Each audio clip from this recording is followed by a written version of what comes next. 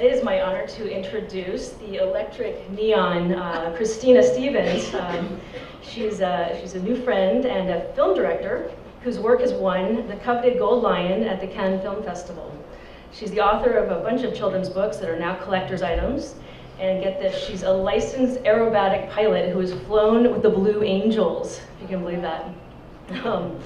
She was Senior Vice President and Creative Director of one of the world's largest advertising agencies, and she serves on the Special Projects Board of the Directors Guild of America and the Board of Directors of Captain Planet Foundation. And on top of that, she's a global empowerment activist, and if you're wondering what that means, fasten your seatbelts, everybody. Please welcome Christina Stevens. Okay, thank you. You might be wondering why I'm so alive here in my colors, because I normally don't dress this way, but I knew I'd kind of be at the end here, and I'm your little post-it note. And at the end of what I'm going to say, I'm going to give you 9 words to put on this post-it note. Look at her handbag. I mean, she is really... Nanette Lepore, head to toe. Anyhow, and so look, 20 years ago, I knew about Rio, and I wanted to be the one to make a difference. But I'm not a scientist, and I didn't know what talents I had, but I knew I could make film. And I kind of thought, well, I mean, if we don't care about each other, how on earth are we going to care about a tree or the invisible air or the water we drink or the bears that live all the way out there or even the spider that scares me on the wall? How are we going to do this unless we can learn to love each other? So I felt myself called to go to India and film a message from Mother Teresa. And I went there, and against all odds, for some reason, she allowed me when she said, no, it's forbidden, I don't ever do this. But she had this sense that I had a mission and I had to fulfill it. And she agreed, and I did, and it aired all over the world and in many troubled spots of the world, but still that wasn't the end of what I knew I had to do. And at the time I owned a ranch in California, and it had belonged to a very famous actor, and I thought, oh, well, he was famous and he bought it, so it's good, I can buy it. But little did I know it had a toxic waste dump on it. I took 7 oil companies to court, and about 10 years later, they offered me $2 million, and I said, no, I don't want your money, I want you to change the laws. And I lost under summary judgment, and the judge retired. I wonder where that $2 million went. So I realized then that this problem was so complex that I needed to find somewhere in the world where they were doing it right, because positive change requires a vision. And I just went searching for that vision, and I found it all the way up in the Himalayas, under the melting glaciers, sandwiched between China above and India below, in this tiny little country the size of Switzerland, with less than 700,000 people, and it was a kingdom. It was called the Kingdom of Bhutan. And I went there, and for some reason, I mean, once again, I was called, I was pulled there. And once I found myself there, I went to meet, I wasn't there on vacation, I went to meet every single minister. And I'd walk into the room, I'd say, I have no idea why I'm here, but this is what I do, and I'm here to somehow spread your message to the world, because I heard about there's gross national happiness here, and I want to know more about it, and I learned more about it.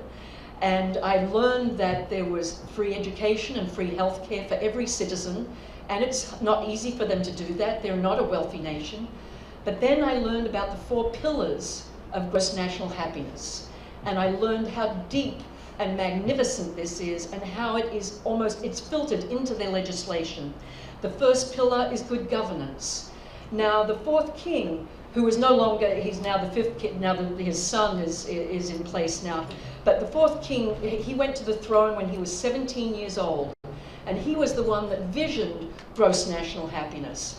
And he was a very idealistic 17-year-old, and he took the weight of all his people, whom he loved very much, on his shoulders. And at his speech, at his coronation, he said, I can't do this alone.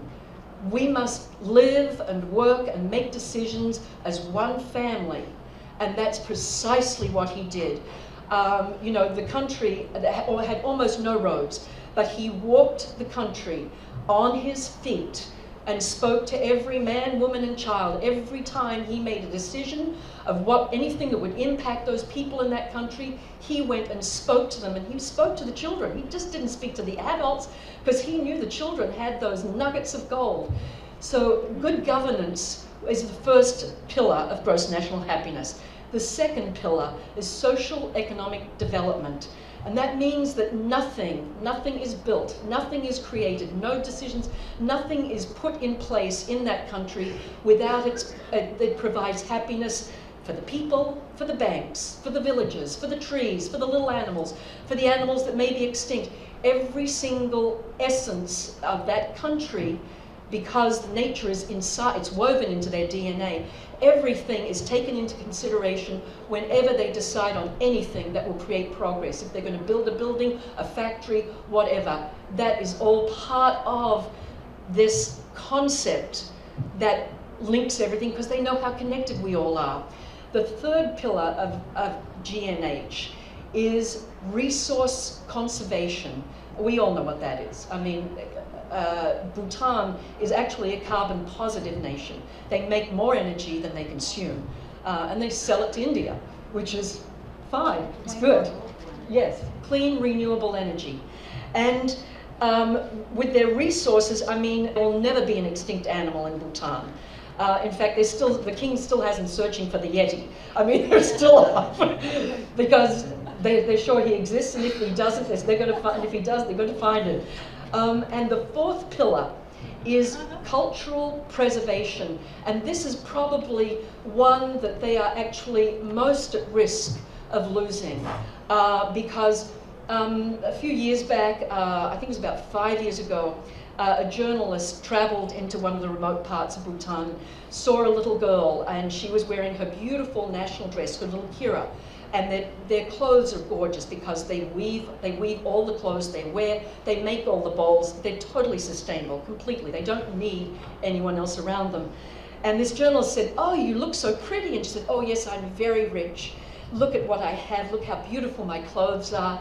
You know, and she had everything she needed. 5 years later, just recently, he went back there, and there was the same little girl, and she had her jeans on, and she had her t-shirt, she had her sunglasses, and her Nikes, and her cell phone in her pocket. And he said, wow, you look really beautiful. You're still beautiful." And she said, "Oh no, I'm really poor."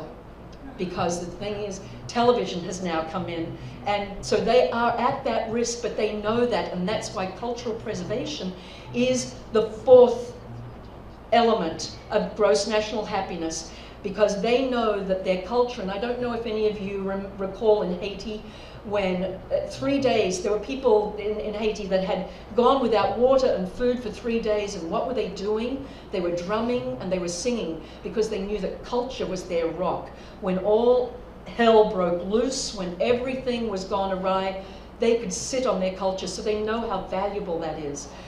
So those are the four pillars. However, those four pillars, there's not one that should imbalance the other, so they keep a very, very, very tight and even balance on everything. So there's nothing more.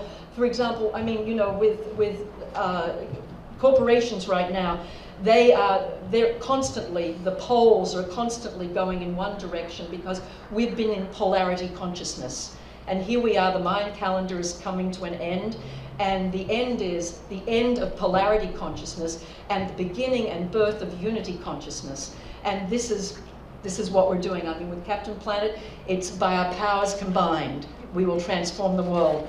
And with the Bhutanese, they know that if we keep all in balance and we walk the middle road, then we have a hope of actually getting through this. So in closing, I just want to say that we are the creators of change. We are the ones that are going to do this. And I believe the universe is helping us here.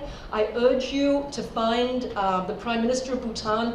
While you're here at Rio+20, he is going to be speaking, addressing some groups, and he's a wonderful orator, and you can ask him questions, and he's wide open to talk to you. I want to say, on my little post-it note, because I've got to give you these 9 little words. And these are 9 words that I kind of really live by because somehow I know that really what's going to be transforming us in the future really comes from our heart. It's all powered by our heart. There's no accident that we're all here in this room or all here outside and here in Rio right now. We're here to connect with each other, we're here to network, and we're here to like bring each other together because it's our unity that is actually going to shift everything in the coming years. So on your post-it note, if you know, and this post-it note is to work for you if you're walking down the corridor down here and you see that politician that you want to kick in the shins, or if you see that little spider on the wall that scares the heck out of you, or if you've got a post-it note that you want to kind of say, I just must make friends with my mom and dad because they're just driving me nuts. What's on your post-it note is, I am you, you are me, we are one. Namaste.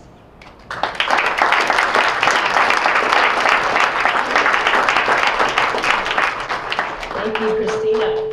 To close our great gathering, our panel wants to thank all of you for coming this afternoon. You are all emissaries of change, and so as we build future civilization, let us do it through our super soul in unity.